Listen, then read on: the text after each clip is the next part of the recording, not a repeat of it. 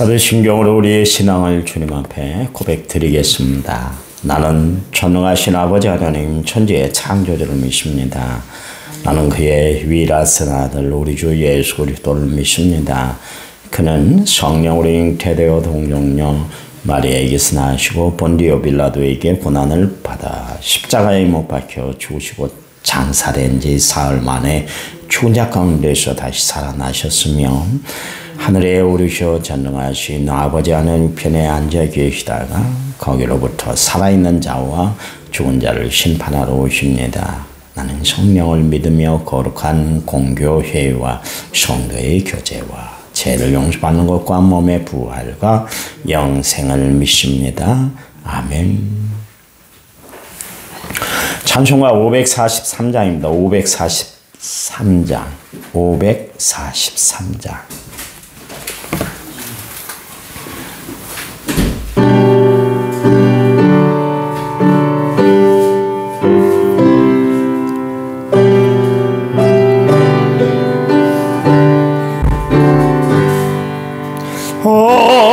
어려운 일 당할 때 나의 믿음 적으나 의지하는 내 주를 더욱 의지합니다. 세월 지나갈수록 의지할 것뿐일세. 아수리를 망해도 예수 의지합니다. 성령께서 내 마음 밝히 비춰주시니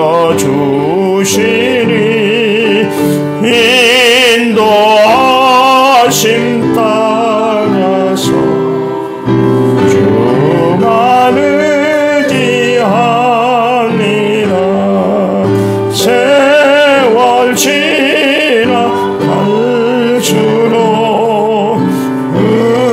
의지할 것뿐일세. 무슨 일을 만나도 예수 의지합니다. 그럴 때의 노래와 얻을 때의 기도로 위태할 때 도움을 주께 간구합니다. 세월 지나갈수록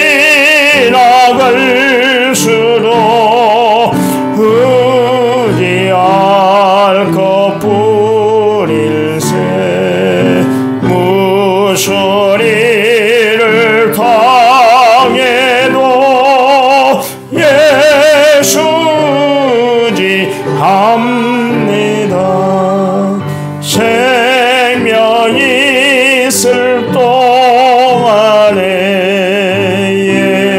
예수 의지합니다. 천국 올라가도록 의지할 것뿐일세. 세월 지나갈수록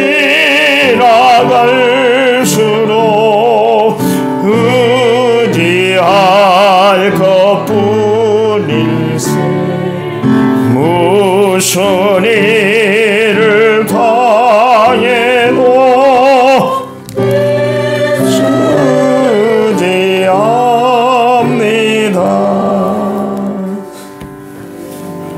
성경 말씀 보겠습니다. 빌립보서 2장 19절에서 21절 19절에서 21절이에요. 319페이지 신약성경 우리 같이 읽겠습니다. 이것이 너희의 간구와 예수 그리스도의 성령의 도우심으로 나를 구원에 이르게 할 줄 아는 고로 나의 간절한 기대와 소망을 따라 아무 일에든 부끄러워하지 아니하고 지금도 전과 같이 온전히 담대하여 살든지 죽든지 내 몸에서 그리스도가 존귀하게 되게 하려 하나니 이는 내게 사는 것이 그리스도니 죽는 것도 유익함이라. 아멘. 찬양 부릅니다. 눈을 들어 하늘을 쳐다보세요.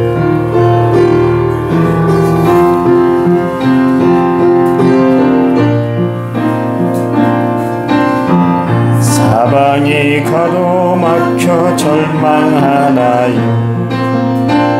눈을 들어 하늘을 쳐다보세요. 당신을 사랑하는 하나님께서 해결해 주실 거예요. 지금 당신이 먼저 해야 할 일은 하나님이 하신 일을 인정하면서 모든 것이 압력하여 손을 이룰 줄 믿고 따라가는 일이죠. 아무것도 염려하지 말고 오직 모든 일에 기도와 간구로 너희 구할 것을 감사함으로 하나님께 아뢰라. 당신이 말씀을 믿는다면 모든 것 하나님께 맡기세요. 눈을 들어 하늘을 쳐다보세요. 그리고 기도하세요. 끝없는 고난으로 울고 있나요? 눈을 들어 주님을 바라보세요. 당신을 창조하신 하나님께서 해결해 주실 거예요. 지금 당신이 먼저 해야 할 일은 하나님이 하신 일을 인내하면서 모든 것이 압력하여 손을 이룰 줄 믿고 순종하는 일이죠. 내가 물 가운데 지날 때에 물이 너를 짓몰지 못할 것이며 내가 불 가운데로 행할 때에도 가지 아니하리라. 하나님의 이 약속을 믿는다면 모든 것 주님께 맡기세요. 눈을 들어 주님을 바라보세요. 그리고 감사하세요. 그리고 찬양하세요. 아멘. 1천번째 6,036번째 물 제가 되었고 감사의 물 주님 영광 받으시옵소서. 백정인 집사님 드렸습니다. 하나님 감사합니다. 늘 주를 소망하고 하나님을 바라보고 하나님 영광 되도록 살아가는 저희들을 축복해 주시니 감사합니다. 새벽에 주님 앞에 나온 성도들을 마음껏 하나님 헤아려 주셔서 합력하여 선을 이루도록 역사해 주시기 원합니다. 특별히 감사의 예물을 드린 우리 집사님 가정과 사업과 또 자녀들 앞길에 또 기도하는 모든 기도의 제목들이 다 응답되도록 하나님이 뜨겁게 역사해 주시기만을 원합니다. 이 시간 말씀 들을 때 성령이 우리의 마음을 꽉 붙잡아 주실 줄 믿고 예수님 이름으로 기도했습니다. 아멘. 아멘. 사람은 그 편향적 사고를 가지고 살아가요. 그 편향적 사고가 생긴 이유는 뭐냐면 평소에 무엇을 보느냐, 어떤 이야기를 듣느냐, 어떤 환경에서 사느냐, 이게 그 사람에게 사고를 꽉 지배하게 되는 것이죠. 뭐 이번에 그 선거를 통해서 우리나라는 두 가지 색깔밖에 없잖아요. 붉은색하고 파란색 두 색밖에 없는 거예요. 그렇게 된 이유가 뭐냐면 사고가 그쪽으로 기울어지니까 맨날 무슨 이야기를 해도 잘 바뀌들 않아요. 이제 그게 편향적 사고 때문에 그러는데요. 그래서 그 편향적 사고가 좌편향적 사고, 우편향적 사고 이렇게 결정이 되게 되는 겁니다. 유튜브를 봐도 편향적 사고를 가지고 보기 때문에 내가 듣고 싶은 이야기를 하지 않는 것은 그냥 거절해버려요. 내가 듣고 싶은 것을 통해서 안리를 얻고 위로를 얻고 그렇게 살아가는 것이 인간입니다. 그러니까 중도를 지키고 산다는 것이 참 힘들어요. 그렇잖아요. 좌우로 쏠리기가 쉬운 것이 인간이기 때문에 그렇습니다. 신앙생활은 좌편향, 우편향이 없는 거예요. 오직 예수 편향으로 살아야 되는 거예요. 우리가 평소에 어떤 말씀을 듣느냐, 하나님의 어떤 역사를 보느냐에 따라서 우리의 신앙적인 사고가 결정이 돼요. 바울이 그 우편향적으로 살았잖아요. 유대교의 유편향적으로만 살았던 사람이었습니다. 그래서 유대교의 반기를 들었던 기독교는 좌편향적인 사고를 가진 사람들이다. 그래서 어떻게 쓰든지 그 사람들을 잡아들이고 그런 사고를 가지고 살아가면 안 된다는 것을 알려주기 위해서 자신의 몸을 불살랐던 사람이 바울이었잖아요. 근데 결국 예수님을 만남으로 말미암아 자기의 사고가 완전히 깨져 버렸잖아요. 그래서 오늘 본문의 말씀에도 나왔습니다만 나는 사는 것도 주를 위해서 죽는 것도 주를 위해서다. 오직 나는 주를 위해서만 살 거야. 그 사고 체제를 십자가가 확 붙들어 버린 거예요. 말씀이 확 붙들어 버린 거예요. 성령이 딱 붙들으니까 흔들림 없이 살아갔던 것을 알 수가 있습니다. 여러분, 날마다 생각하는 것도 말하는 것도 행동하는 것도 예수가 나타나는 그런 모습으로 살아가는 성도들이 되시기 바랍니다. 평소에 어떤 말씀을 듣느냐, 어떤 생각을 하느냐, 어디를 보느냐, 이게 중요하기 때문에 성경은 수시로 우리에게 이야기하고 있잖아요. 하나님 말씀, 누구든지, 자든지, 걸어가든지, 무엇을 하든지 하나님의 말씀을 붙들어라. 또 믿음의 주여 또 온전케 하신 이 예수님을 바라봐라. 다 이 두 가지 말씀을 가지고 우리에게 권면해 주고 있는 것을 알 수가 있습니다. 바울이 로마의 감옥에 갇혀 있었잖아요.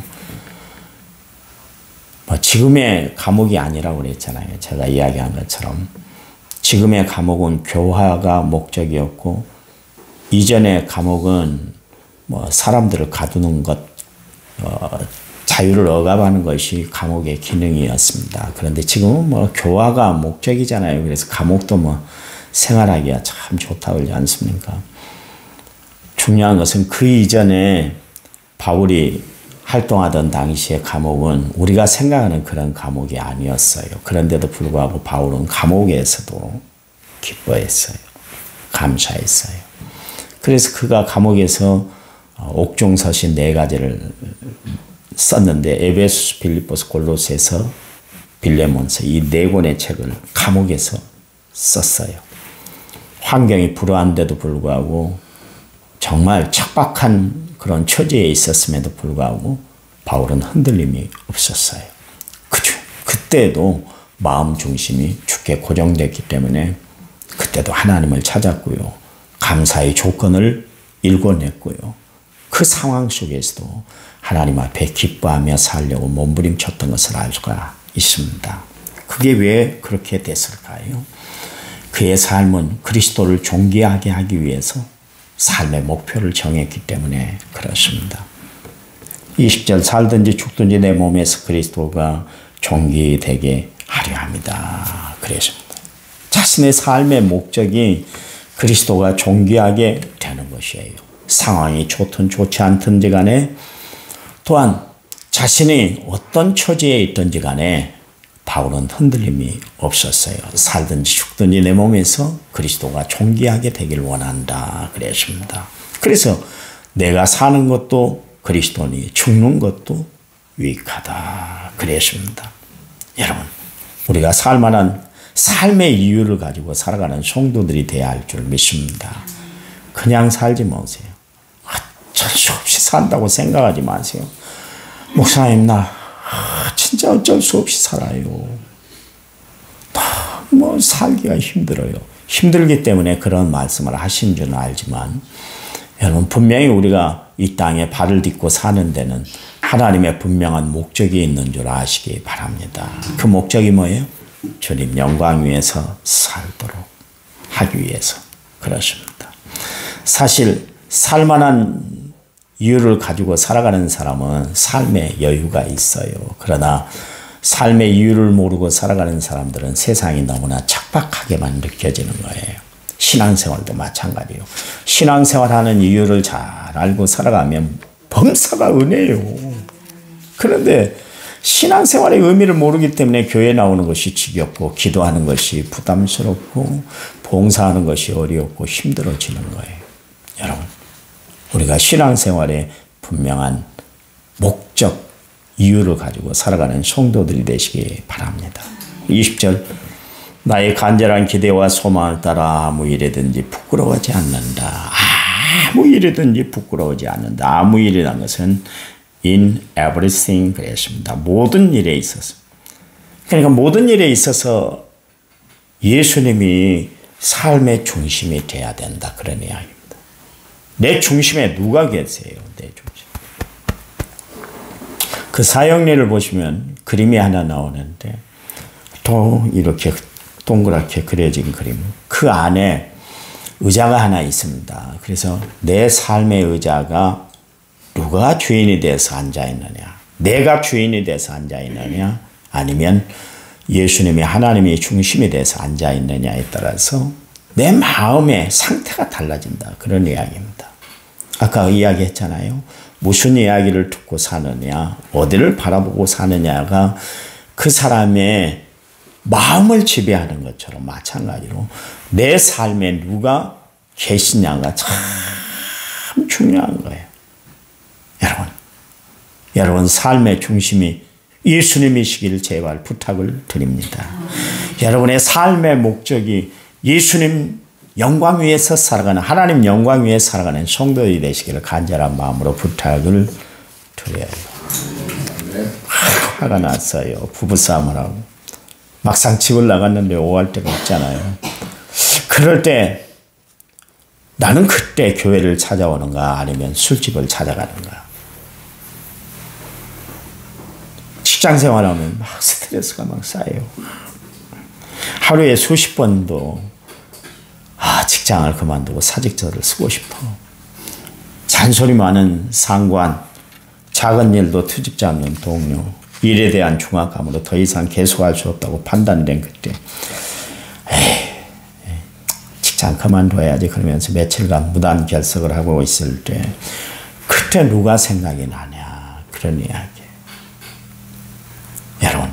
여러분의 삶은 예수님과 연관된 삶인가요? 아니면 내 마음대로 살아가버린 그런 삶인가요? 최종 내 삶의 최종 결정자가 내가 되고 있는가 아니면 주님이 내 삶의 최종적인 결정자가 되는가를 여러분 마음속을 살피고 살아가는 성도들이 되시기 바랍니다. 바울은 보세요.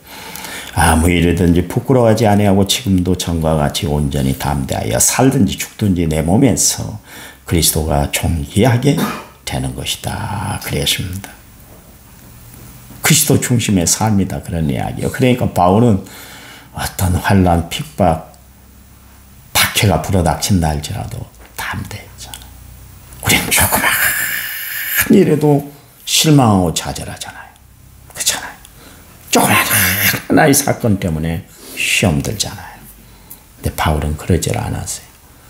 시험거리가 없어서가 아니에요. 실망시키는 조건들이 없어서가 아니에요. 완벽한 조건 속에서 살았기 때문에 바울이 그런 것이 아니었어요. 여전히 어렵고 힘들고 시험거리도 쫙 퍼져 있는 그런 상황 속에서도 그는 시험거리를 바라본 것이 아니라 하늘을 바라봤어요. 믿음의 주여 또 온전케 하신 이 예수님을 바라봤다. 그런 이야기예요.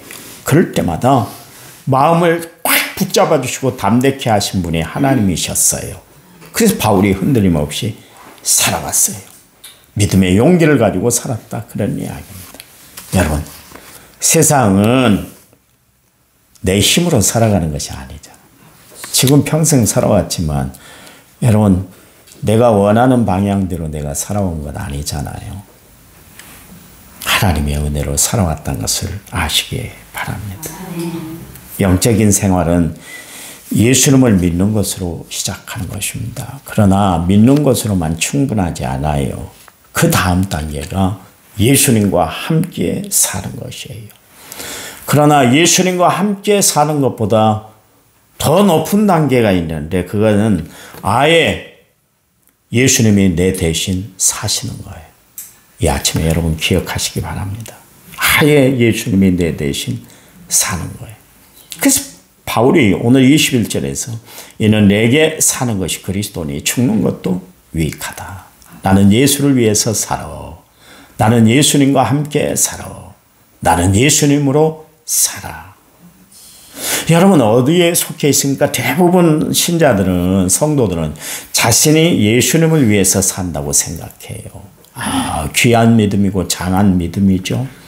그러나 그래서 모든 무거운 짐과 교만의 출처가 바로 이 믿음에서 나오는 거예요. 내가 예수를 위해서 산다. 이 경우 주인공은 명백히 내 자신이에요. 내가 잘 되면 내가 잘하고 있으면 예수님도 잘 되고 내가 못하면 예수님도 못 된다고 생각을 해요. 예수님의 운명이 나에게 달려있는 것이죠. 이런 종류의 사람들은 되게 열심히 해요. 봉사도 열심히 해요. 많이 하긴 하는데 늘 피곤해요. 늘 피곤해요. 많이 하면서도 피곤해요. 항상 부족함을 느껴요. 한번 잘못하면 죄책감에서 빠져나오지 못합니다. 저도 오랫동안 내가 주님을 위해서 일하고 내가 주님을 위해서 목회하고 내가 주님을 위해서 산다고 생각을 했었어요. 장하기는 하지만 그건 행복이 아니었어요. 늘 판단 기준이 나였어요.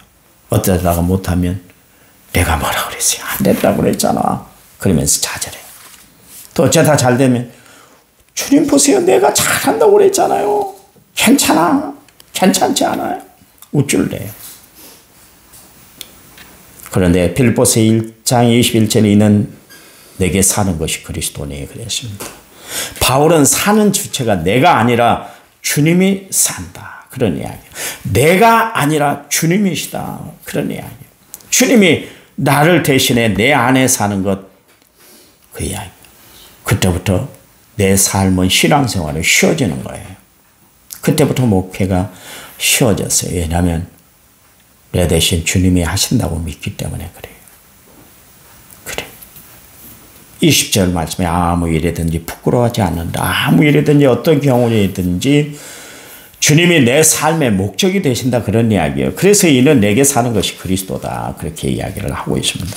여러분 정말 내가 그리스도를 위해서 살고 그리스도가 나를 위해서 역사하신다는 것을 믿는다면 여러분 삶 가운데 하나님의 은혜가 하나님의 평강이 주의 거룩한 역사가 날마다 함께하는 줄 믿으시기 바랍니다.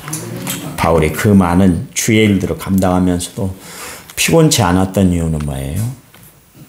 그리스도가 내 속에 사시기 때문이다. 갈라디아서 2장 20절 말씀에 내가 그리스도와 함께 십자가에 못 박혔나니 그런즉 이제 내가 사는 것이 아니라 그리스도께서 내 안에 사시는 것이다. 그리스도께서 나를 움직여 주시고 나를 책임져 주시고 나를 인도해 주시고 나를 역사해 주신다. 바울이 그래서 흔들림이 없었잖아요. 여러분 제발 신앙생활 시험 들지 마세요. 왜 시험 들려고 시험거리만 찾으면서 교회를 다닌 사람이 있어요. 나는 그럴 때마다 그 생각을 해요. 예수님도 참 힘드셨겠다. 예수님도 시험거리를 안고 살았잖아요. 예수님 가는 곳마다 따라다니면서 어떻게 흠집을 낼까 따라다니는 바리새인들이 있었잖아요. 끝까지 그랬어요. 끝까지. 그 완벽하신 예수님, 죄와 상관이 없는 예수님, 하나님이신 예수님인데도 불구하고 시험거리를 안고 살았어요. 그런데 그분은 시험을 다 이겨내셨잖아요. 우리에게 신앙생활, 십자가의 삶을 보여주신 이유는 뭐냐면 이겨내라는 거예요. 나도 뭐 엄청난 시험이 많았어. 그런데 내가 이겨냈잖아. 너희들도 이겨낼 수 있어. 그게 십자가 사건이고 그게 부활의 역사예요. 여러분 이 신앙으로 날마다 승리하시기 바랍니다. 하나님 감사합니다. 믿음으로 살아가는 저희들 되도록 축복해 주시옵소서. 승리하도록 하나님이 우리를 붙잡아 주실 줄 믿습니다. 오늘 하루 살아갈 때 하나님이 세임 주시고 합력하여 선을 이루어 주시옵소서. 예수님의 이름으로 기도했습니다. 아멘. 합심해서 기도합니다.